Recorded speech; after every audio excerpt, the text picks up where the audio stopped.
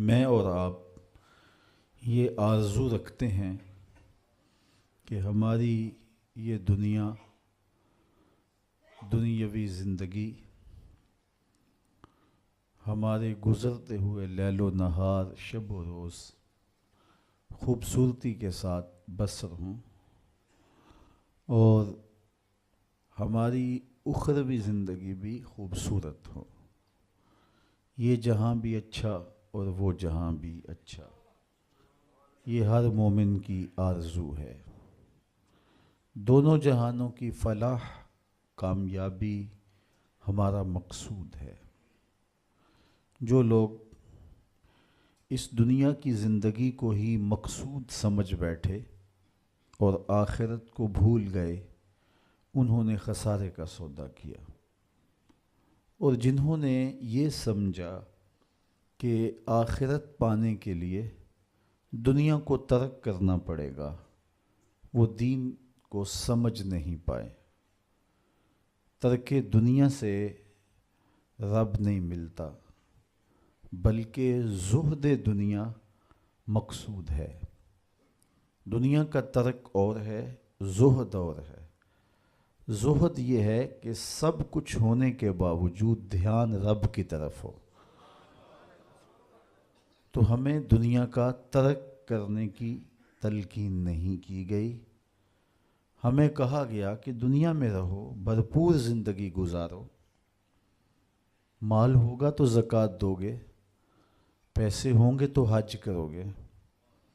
یہ تمہارے لیے ہم نے لازم قرار دیا ہے کہ تم بھرپور زندگی بسر کرو، لیکن دیکھنا زندگی میں رب کی نافرمانی نہ ہونے پائے. صوفیہ فرماتے ہیں دنیا میں ایسے رہو جس طرح کشتی پانی میں رہتی ہے. پانی میں رہنے کے باوجود اپنے اندر پانی کو نہیں آنے دیتی. تم دنیا میں رہو لیکن دنیا تمہارے اندر نہ رہے. کشتی پانی میں رہے تو خیر ہے، لیکن پانی کشتی میں آ گیا تو کشتی کو لے ڈوبے گا. اس لیے تم دنیا میں رہ کر کے بھی اپنے رب سے اپنے تعلق کو مضبوط کرو. ایک شخص حضور کی خدمت میں حاضر ہوا اور سخت کمزور تھا. حدیث میں آتا ہے چوزے کی طرح کمزور.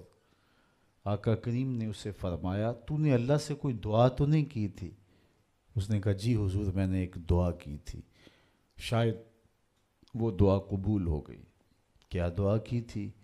میں نے کہا تھا مالک آخرت کے حصے کے دکھ بھی دنیا میں دے دے تاکہ میری آخرت صاف ہو جائے. تو وہ دعا قبول ہو گئی ہے. مجھے یہی لگتا ہے اتنے دکھ، اتنے مصائب، آلام، تکلیفیں آ رہی ہیں کہ انہوں نے مجھے توڑ کے رکھ دیا. مجھے بیماری کوئی نہیں، لیکن ان مصیبتوں نے میرا وہ حال کر دیا کہ آپ ملاحظہ کر رہے ہیں. تو بظاہر بڑی خوبصورت بات تھی، لیکن میرے حضور نے اس کی اس بات کو پسند نہیں کیا اور اسے فرمایا کہ تو نے یہ کیوں کہا کہ آخرت کے حصے کے دکھ بھی دنیا پہ آ جائیں؟ تو نے یہ کیوں نہیں کہا ربنا آتنا فی الدنیا حسنۃ وفی الآخرۃ حسنہ؟ اے اللہ مجھے دنیا میں بھی بہتریاں دے دے، آخرت میں بھی بہتریاں دے دے. تو یہاں ذلیل ہونے کے لیے نہیں آئے، یہاں بھی عزتیں ملیں، آخرت میں بھی عزتیں ملیں. تو یہ اسلام کا مزاج نہیں ہے کہ رب کو پانے کے لیے دنیا کو ترک کرنا پڑے گا. بدھ نے کہا تھا خدا کا قرب پانے کے لیے عورت سے دور رہنا ہوگا. اگر آپ عورت سے متمتع ہوتے ہیں تو پھر رب کا قرب نہیں ملتا. یہ بدھ کا نظریہ ہے. میرے حضور نے کہا مجھے عائشہ کے بستر میں وحی آتی رہی ہے. تو ہمارا دین کوہ و غار کا دین نہیں ہے، رہبانیت نہیں ہے. اسلام ایک بھرپور زندگی گزارنے کا درس دیتا ہے. میں نے کل ہی عرض کیا تھا کہ جو لقمہ بیوی کے منہ میں لا کے رکھا جائے وہ بھی صدقہ لکھا جاتا ہے. تنہائی میں بیوی سے جو ملاطفت کی جائے، جو محبت کا اظہار کیا جائے، پیار بھری باتیں کی جائیں، اس کا بھی اجر و ثواب مرتب ہوتا ہے. تو یہ ہمارا دین ہے. بچوں میں خوش ہوں، بچوں کی اچھی تربیت میں مشغول رہنا نوافل سے بہتر ہے۔ تو یہ ہمارا دین بھرپور زندگی گزارنے کی تلقین دیتا ہے۔ تو ہمیں اس دنیا کی بہتری اور آخرت کی زندگی کی بہتری کے طالب رہنا چاہیے۔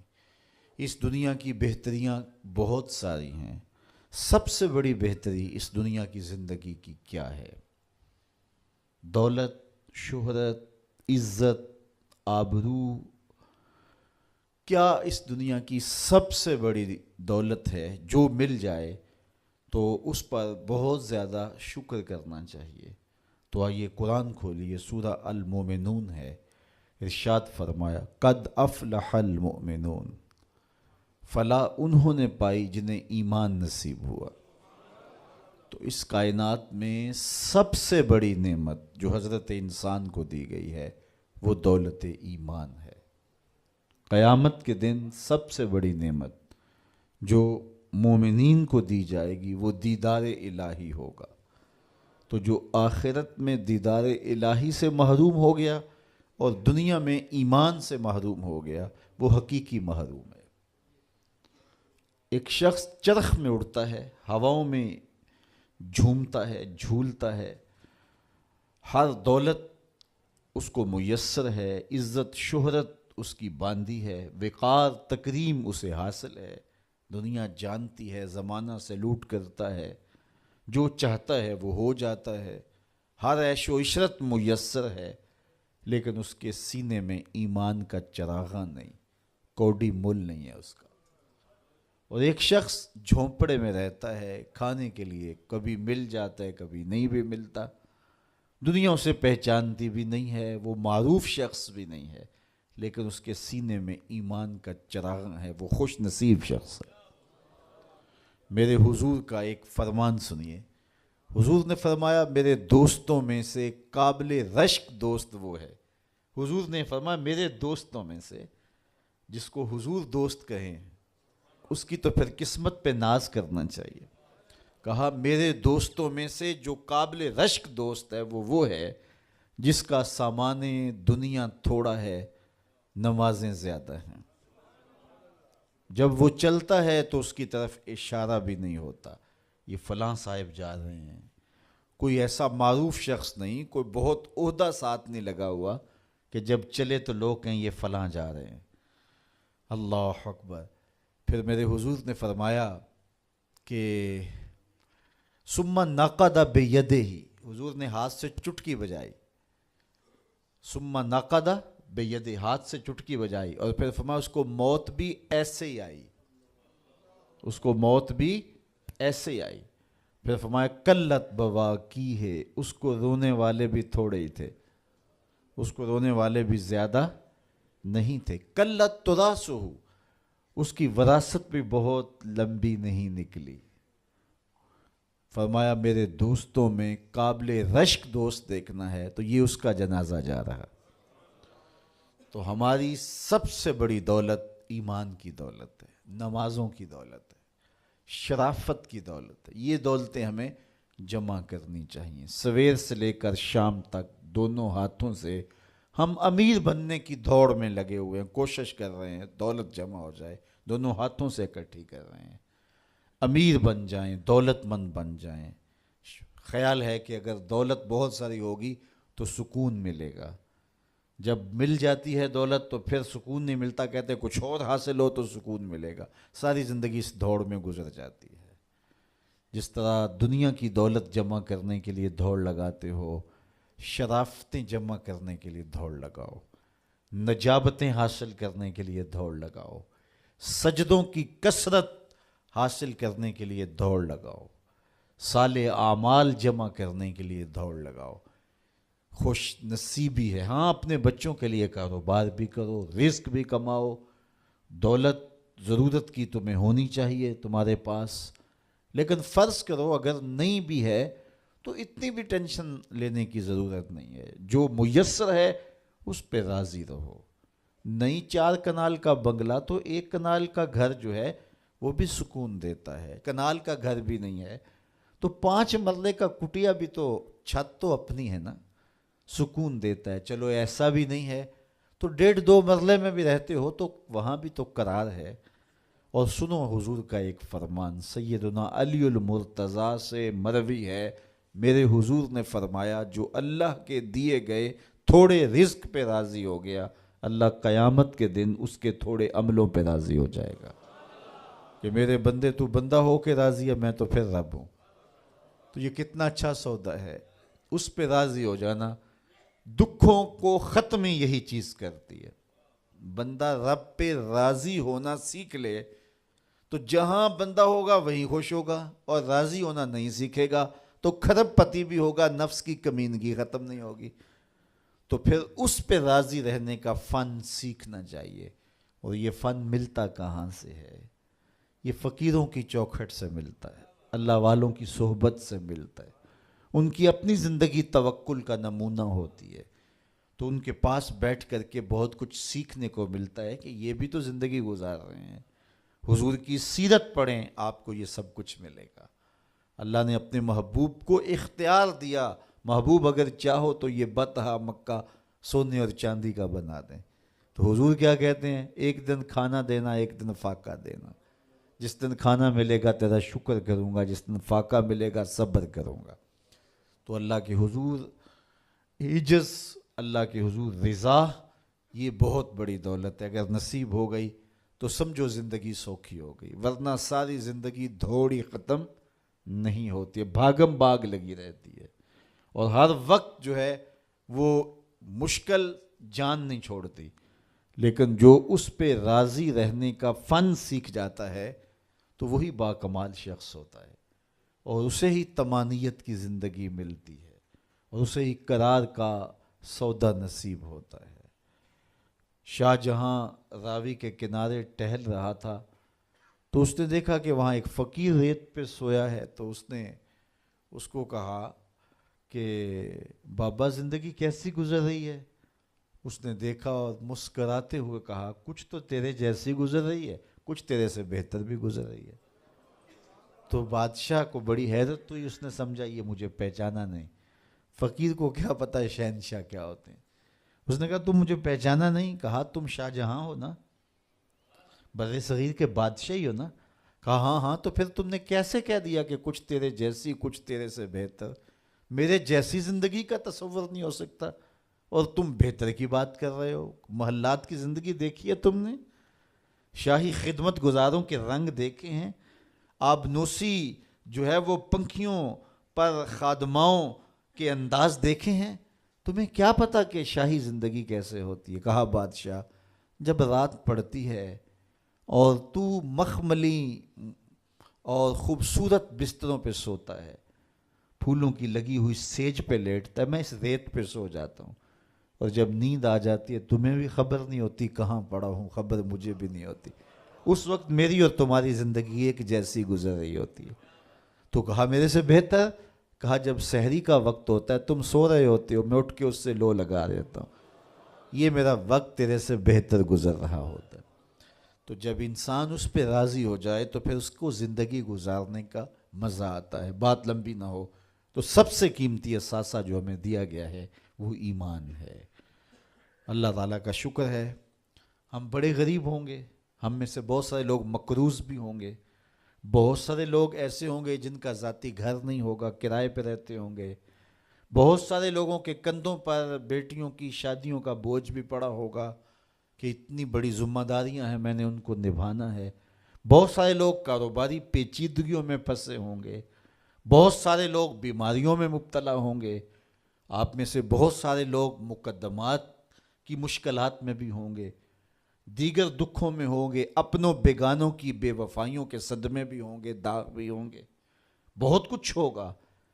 لیکن یہ ساری پریشانیاں ایک طرف، اس بات کا شکر ادا کیجئے اللہ نے ہمیں ایمان کا نور عطا فرمایا. ہمارے سینے ایمان کے نور سے خالی نہیں ہیں.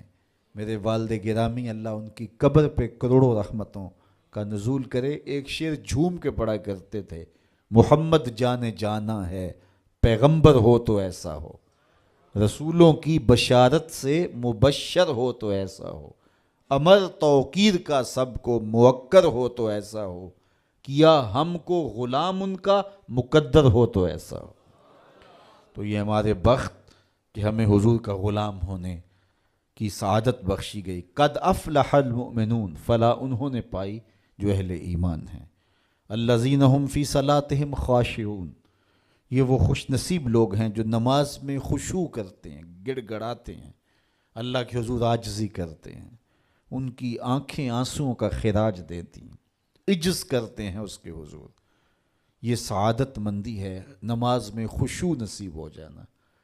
میرے حضور نے ارشاد فرمایا، جب حضرت جبریل حضور کے پاس آئے اور حضور کی خدمت میں ادب سے بیٹھ گئے تو انہوں نے کچھ سوال پوچھے، تو ان سوالوں میں سے ایک سوال یہ تھا کہ حضور مجھے احسان کے بارے میں خبر دیجئے۔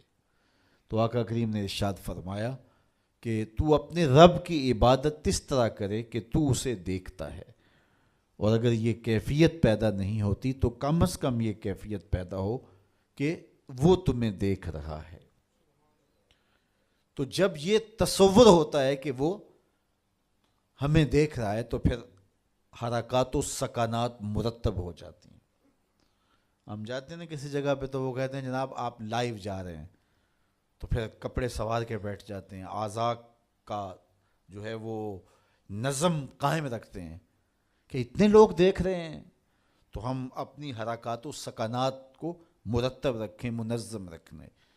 تو جب لوگ دیکھ رہے ہیں تو حرکتیں منظم ہونی چاہیے، تو جب رب دیکھ رہا ہو تو پھر دل کی دھڑکن بھی بے ترتیب نہ ہونے پائے، پھر وسواس، خیالات، کیا کچھ جو انسان کی زندگی کو برباد کرتے ہیں ان سے کنارہ کشی ہو، اور اس تصور میں ڈوب جائے کہ میرا رب مجھے دیکھ رہا ہے۔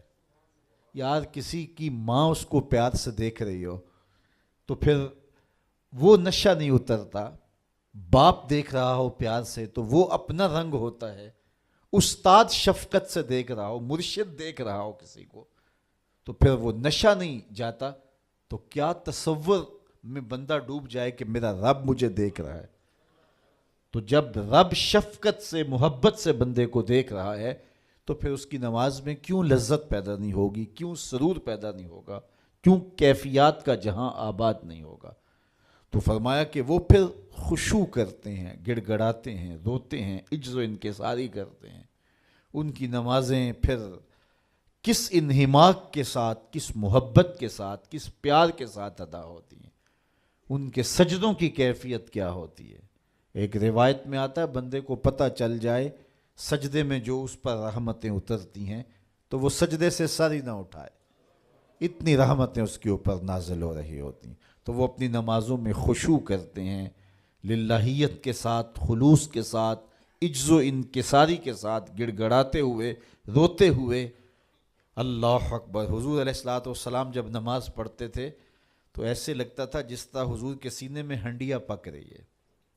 اس طرح حضور علیہ الصلوۃ والسلام کا جو سینہ اطہر خوف خدا سے، خشیت الہی سے جو ہے، وہ اس طرح حضور کے سینے کی کیفیت تھی، ہنڈیا کے ابلنے کی جس طرح آواز ہوتی ہے۔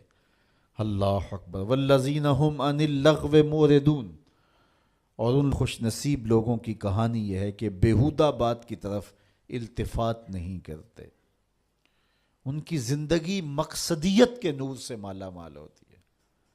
یہ بات کی، ادھر کی اڑا دی، چائے والے کھوکھے پہ بیٹھے 3 گھنٹے گزار دیے، حمام پہ بیٹھے 2 گھنٹے گزار دیے، فضولیات پہ بحث کرتے رہے۔ ان کی زندگی اتنی فضول ہوتی ہے کہ وہ بیہودہ کاموں پہ وقت لگا دیں۔ وقت تو سب سے قیمتی اثاثہ ہے، قیمتی اثاثہ، سب سے قیمتی کمائی۔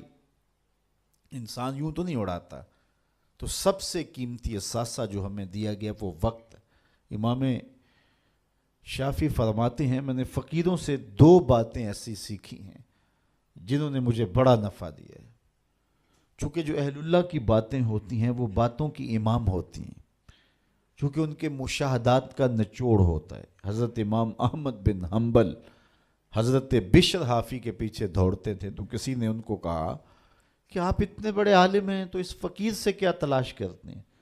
تو امام احمد بن حنبل فرمانے لگے کہ احمد بن حنبل جس رب کو مانتا ہے بشر حافی اس رب کو جانتا بھی ہے۔ تو ان سے بڑی باتیں ملتی ہیں ہمیں۔ تو کہا فقیروں کی دو باتوں نے مجھے بڑا ہی فائدہ دیا، ان میں سے ایک بات یہ، الوقت سیف قاطع، وقت کاٹ دینے والی تلوار ہے، اگر وقت کو تم نہیں کاٹو گے تو وقت تمہیں کاٹ دے گا۔ کہا اس بات نے مجھے بڑا نفع دیا اور میرا وقت بچایا، ورنہ ہمارا کتنا وقت برباد ہو جاتا ہے۔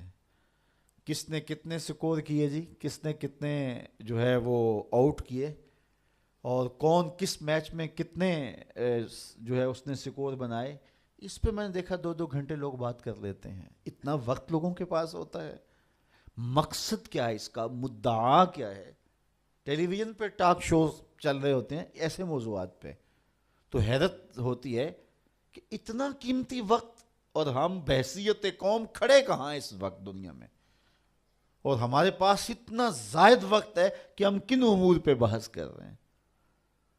کوئی بندہ باہر سے آیا نا تو اس نے دیکھا کہ پھاٹک بند ہے اور لوگ سائیکل سر پہ اٹھا کے اور موٹر سائیکل بھی جو ہے وہ کسی طرح سے گھسیٹ کے جو ہے وہ ریلوے لائن عبور کر رہے ہیں، تو وہ بڑا متاثر ہوا کہ اتنی ذمہ دار قوم ہے کہ جو گاڑی کے آنے کا انتظار بھی نہیں کرتی، اور ان کو اپنے مقصد پر جانے کے لیے، کام پر جانے کے لیے اس قدر ان کو جلدی ہے کہ یہ سائیکل بھی سڑک پہ اٹھا کے سڑک عبور کر رہے ہیں۔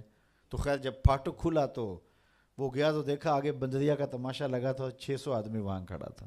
اس نے کہا اچھا اس کی جلدی تھی سب کو، تو ہمارا تو کتنا وقت بندریا کے تماشے کو دیکھتے ہوئے گزر جاتا ہے، جب ہم بحیثیت قوم دنیا میں کہاں کھڑے ہیں۔ تو ہمیں تو اپنے ایک ایک لمحے کی قدر کرنی چاہیے، کاروباری لوگوں کو بھی آگے بڑھنا چاہیے، علماء کو بھی اپنے وقت کی قدر کرنی چاہیے، عوام کو بھی کرنی چاہیے۔ ہمارے علماء کا بھی حال ایسے ہی ہے، ایسے موضوعات پہ گفتگو کرتے ہیں جو نہ قوم کی ضرورت ہوتی ہے اور نہ ان کی ضرورت ہوتی ہے، لیکن بس وقت ہے کہ ان کے پاس اتنا ہے کہ 3-3 گھنٹے ایسے موضوعات پہ بات کر جاتے ہیں کہ جس کی قوم کو کس طرح سے ضرورت بھی نہیں ہوتی ہے۔ تو ہم اپنے وقت کو ضائع کرتے ہیں جو سب سے قیمتی اثاثہ ہے ہمارے پاس۔ حضرت امام ابو بکر بن داسا کہتے ہیں، میں امام ابو داود سے ملا، یہ جنہوں نے سنن ابی داؤد لکھی ہے، تو کہتے ہیں کہ وہ فرمانے لگے کہ مجھے اللہ کے رسول صلی اللہ علیہ وآلہ وسلم کی 6 لاکھ حدیثیں زبانی یاد ہیں۔ ان 6 لاکھ احادیث رسول کا میں نے خلاصہ تیار کیا تو میرے پاس رہ گئیں 4000 حدیثیں۔ پھر میں نے زہد، مناقب، فضائل، قصص اور پچھلی امتوں کے تذکروں پر مشتمل حدیثوں کو الگ کر دیا۔ جن احادیث سے صرف مسائل شرعیہ کا استنباط و استخراج کیا جا سکتا تھا میں نے ان کو الگ کیا، تو میرے پاس رہ گئیں 800 حدیثیں۔ ان 800 احادیث سے ہی پورے دین کو سمجھا جا سکتا ہے۔ جس طرح کہ قرآن مجید کی آیات میں سے 500 آیات ایسی ہیں جن سے احکام شرعیہ ثابت ہوتے ہیں، باقی کچھ پچھلی امتوں کے تذکرے ہیں، کچھ تنذیر ہے، جہنم سے ڈرایا گیا ہے، تحذیر ہے، اور کچھ تبشیر ہے، جنت کا بتایا گیا ہے، اس کے نقشے بیان کیے گئے ہیں، پچھلی قوموں پر آنے والے عذاب، ان کے اسباب بیان کیے گئے ہیں، اور بہت ساری چیزیں بیان کی گئی، لیکن جن سے احکام ثابت ہوتے ہیں ان کی تعداد، ان آیات کی، آیات الاحکام جو ہیں ان کی تعداد 500 ہے۔ اسی طرح لاکھوں احادیث کا خلاصہ جو تیار کیا، تو جن احادیث سے احکام کا ثبوت ہوتا ہے اور مسائل شرعیہ کا استنباط و استخراج کیا جاتا ہے، ان کی تعداد ہے 800۔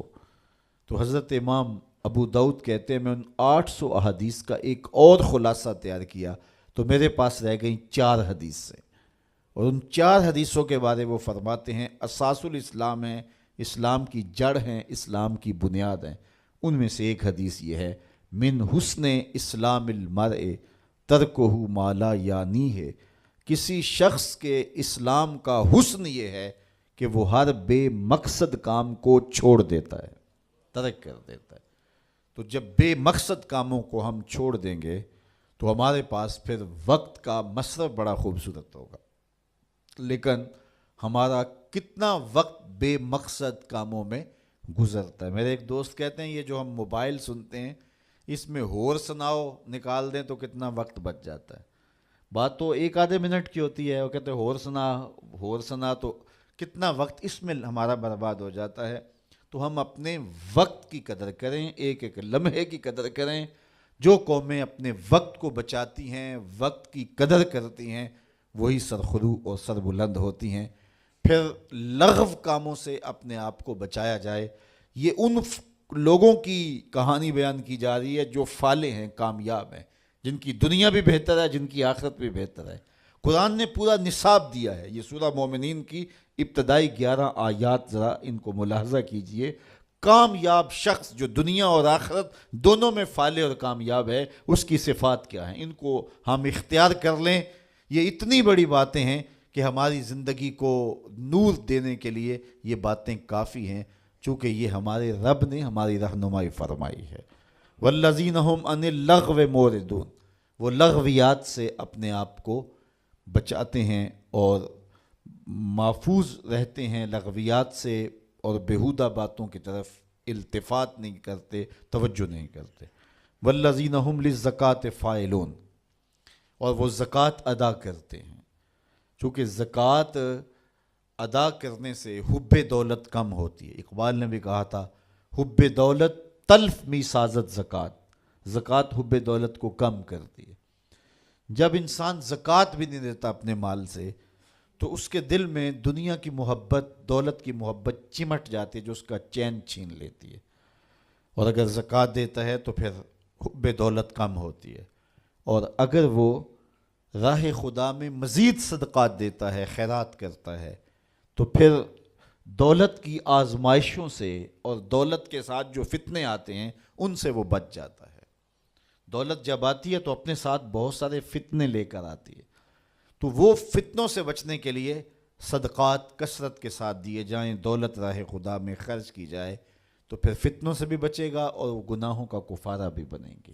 تو وہ زکوٰۃ دیتے ہیں، اور یہ بات ذہن میں رکھیں، زکوٰۃ دینے سے یا صدقہ دینے سے دولت کم نہیں ہوتی۔ میرے حضور نے ارشاد فرمایا، قسم کر کے ارشاد فرمایا، حضرت ابو کبشہ الانماری رضی اللہ تعالی عنہ سے مروی ہے، حضور نے 7 چیزیں ارشاد فرمائیں، جن میں 4 چیزیں حضور فرمایا بغیر قسم کے بیان کرتا ہوں، اور 3 چیزیں میرے حضور نے فرمایا میں قسم کر کے بیان کرتا ہوں۔ اللہ اکبر! جب حضور رب کی قسم کریں تو پھر کتنی بڑی بات ہوگی۔ تو فرمایا میں اللہ کی قسم اٹھا کے کہتا ہوں۔ ان میں سے ایک بات فرمایا، ما نقصا مال عبد من صدقہ، فرمایا میں محمد قسم اٹھاتا ہوں صدقے سے مال کم نہیں ہوتا۔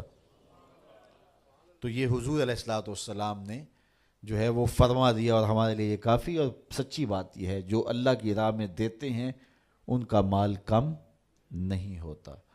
میرے بزرگ فرماتے تھے جب تک کنوؤں سے پانی نکالا جاتا رہا، تازہ بھی تھا وافر بھی تھا، جب کنوؤں نے پانی باہر دینا چھوڑ دیا، لوگوں نے لینا چھوڑ دیا، تو پھر کیا نتیجہ ہوا؟ پانی نیچے بھی چلا گیا، گدلا بھی ہو گیا۔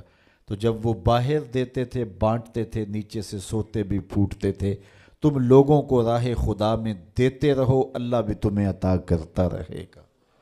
اللہ اکبر! والذین هم للزکاۃ فاعلون والذین هم لفروجہم حافظون، یہ بڑی اہم بات بیان فرمائی۔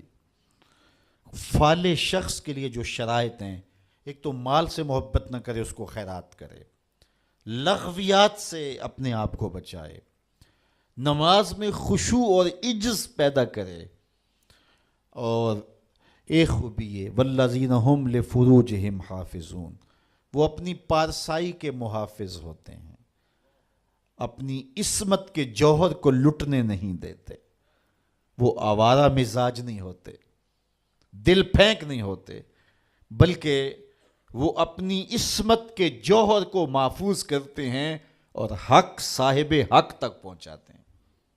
میرے حضور نے ارشاد فرمایا، جو تمہارے 2 جبڑوں کے درمیان ہے، یعنی زبان، اور جو 2 ٹانگوں کے درمیان ہے تمہاری پارسائی کی جگہ، ان دو چیزوں کی تم مجھے ضمانت دے دو، میں محمد تمہیں جنت کی ضمانت دے دیتا ہوں۔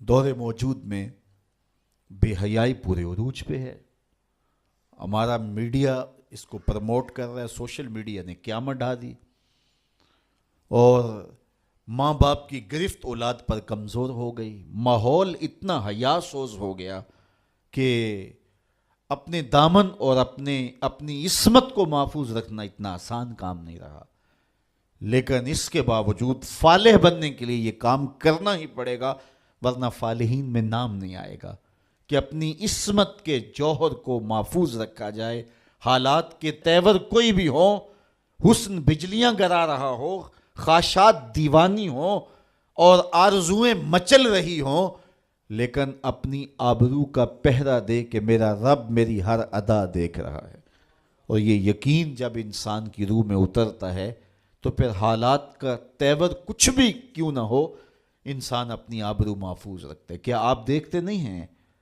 کہ حیا سوز ماحول میں بت کے اوپر موٹا کھیس ڈال کر دروازے بند کر کے زلیخا بولتی ہے، قالت ہے تلک یوسف، اب تو آ جاؤ نا، اب تو کوئی نہیں دیکھ رہا، اور پھر وہ شاہی محل کی شہزادی ہے اور جناب یوسف جوان رانا ہیں، لیکن جب اس نے دعوت پیش کی ہے حسن قدموں میں بچھنے کے لیے، خود بے تاب ہے، تو جناب یوسف کیا بولے؟ قال معاذ اللہ، کہا میں اللہ کی پناہ میں آتا ہوں۔ اللہ اکبر! پھر اتنی روشنیاں برسیں کہ گناہ کا تصور بھی محال ہو گیا۔ یکا یک حضرت یوسف کے دل میں خیال آیا، اور آپ نے زلیخا سے وہ بات بھی کی، کہا کہ تو اس بت سے حیا کرتی ہے جس کی بے نور آنکھیں دیکھتی نہیں، تیرا یہ جھوٹا معبود ہے، تو اس سے بھی حیا کرتی ہے جس کی بے نور آنکھیں دیکھتی بھی نہیں، میں اس سے حیا نہ کروں جو ساتویں کوٹڑی میں بھی دیکھ رہا ہے۔ پھر حضرت یوسف کا یقین اتنا مضبوط ہوا، اتنا روشن ہوا کہ دروازے سامنے مکفل ہوئے تھے، لیکن اس سے اپنی جان چھڑا کر حضرت یوسف بھاگتے ہیں۔ دروازے کو تالا لگا ہوا ہے، لیکن جب یوسف تیقن کے ساتھ، یقین کے ساتھ دروازے کے قریب جاتے ہیں، زنجیر ٹوٹ کے گر جاتی اور دروازہ کھل جاتا ہے۔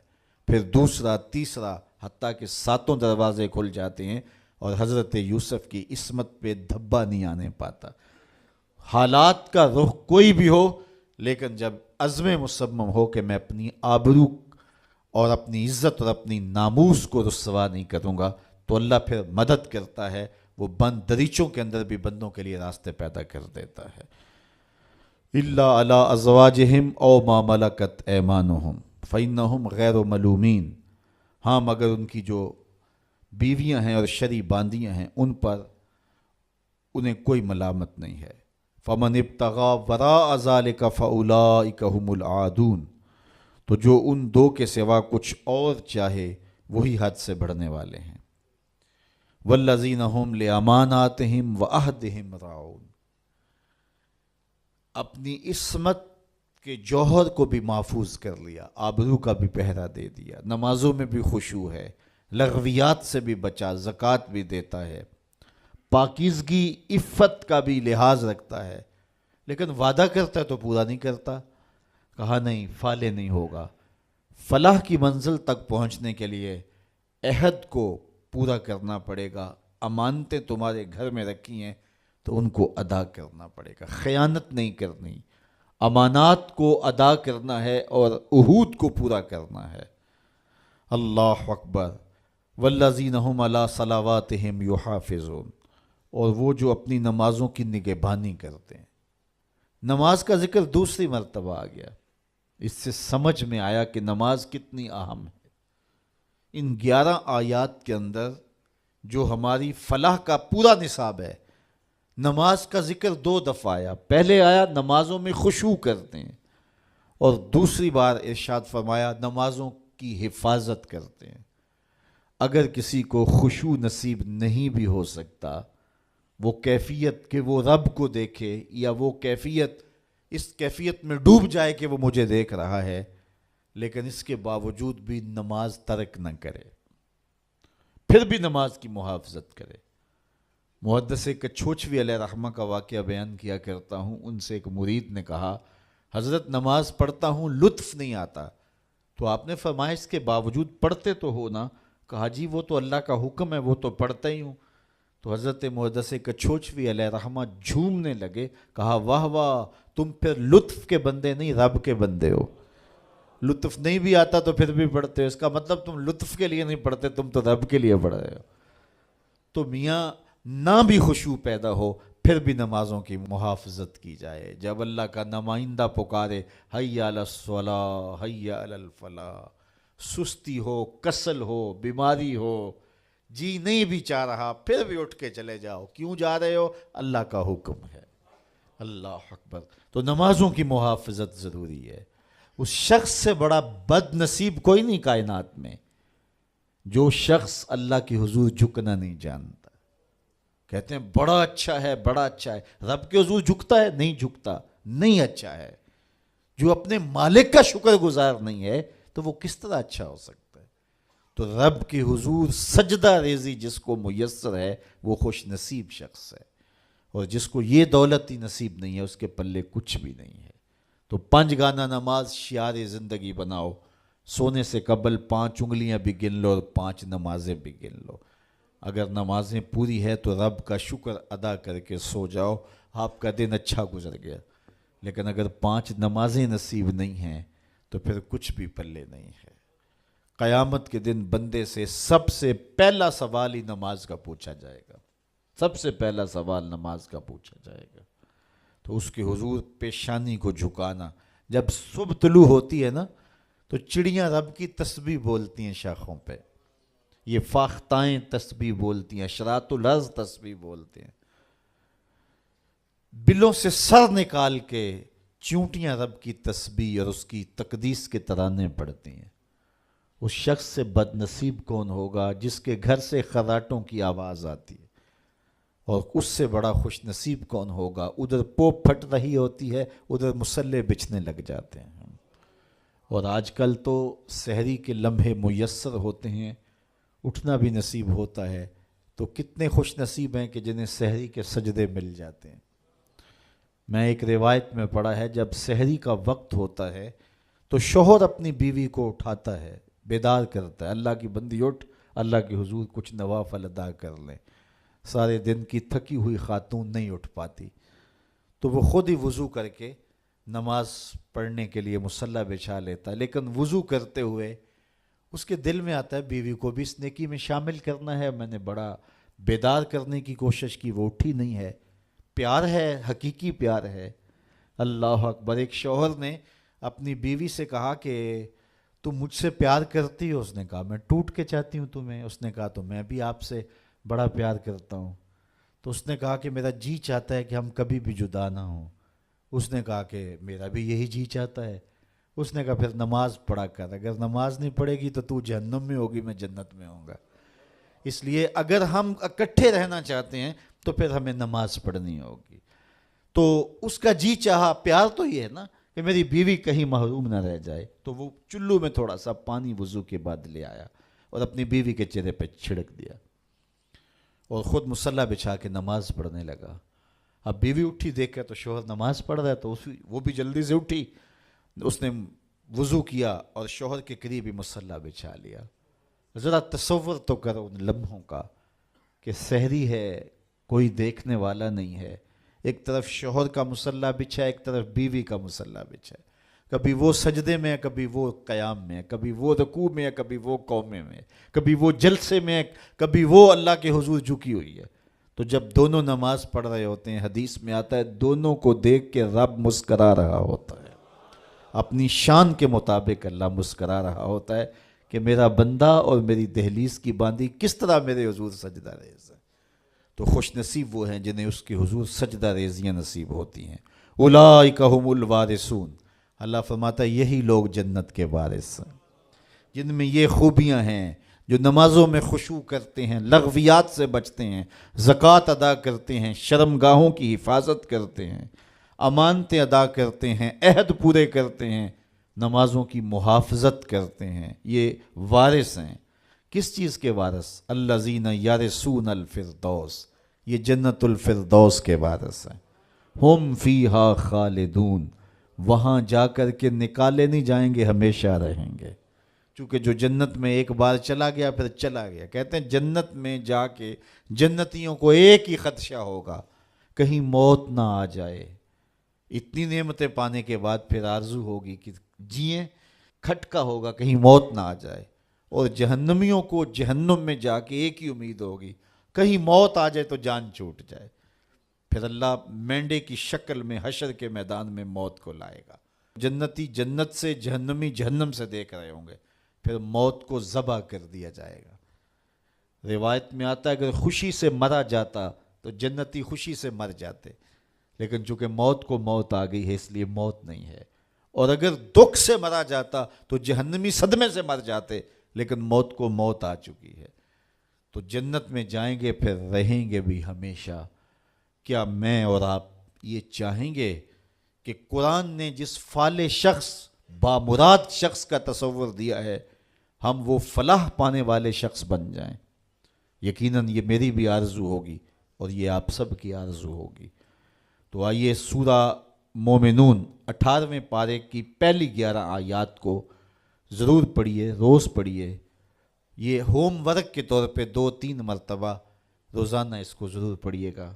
اور جو میں نے آپ کے سامنے اس کی مختصر توضیح اور تشریح رکھی ہے، اس کو ذہن نشین کرنے کی کوشش کیجیے گا۔